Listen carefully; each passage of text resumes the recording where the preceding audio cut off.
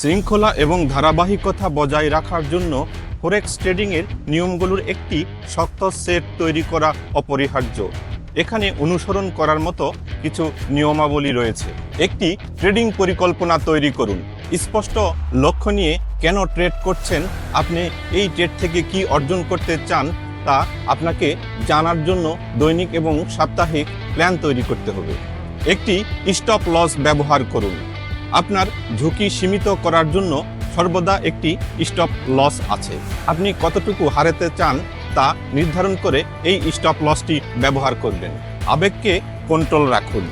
ভয় এবং লোভ থেকে ট্রেড করা এড়িয়ে চলুন।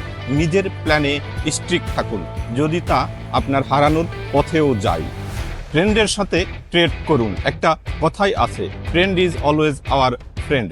তাই ট্রেন্ড অনুসরণ করুন এবং কাউন্টার ট্রেড থেকে বিরত থাকুন যদি না আপনার কাছে একটা স্ট্রং রিভার্সাল সিগন্যাল থাকে।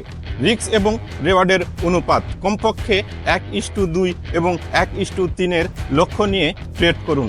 তাহলে আপনি লাভের চেয়ে কম ঝুঁকি নিয়ে ট্রেড করছেন। ওভার ট্রেডিং এড়িয়ে চলুন। আমরা সকলেই জানি প্যাশেন্স ইজ দ্য কি অফ সাকসেস। আপনার ট্রেডিং পরিকল্পনার উপর ভিত্তি করে একটি সঠিক ট্রেডিং প্ল্যান না থাকা পর্যন্ত আপনি কখনো ট্রেড করবেন না। এক সময়ে এক কৌশলে লেগে থাকুন।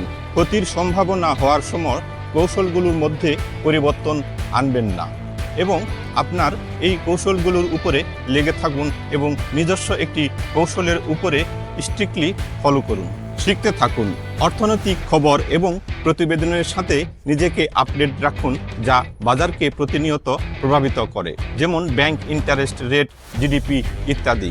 বিস্তারিত জানার জন্য আমাদের সাথে যোগাযোগ করুন অথবা আমাদের নিচের দেওয়া লিঙ্কে রেজিস্ট্রেশন করতে পারেন এবং হোয়াটসঅ্যাপে সরাসরি নক দিতে পারেন।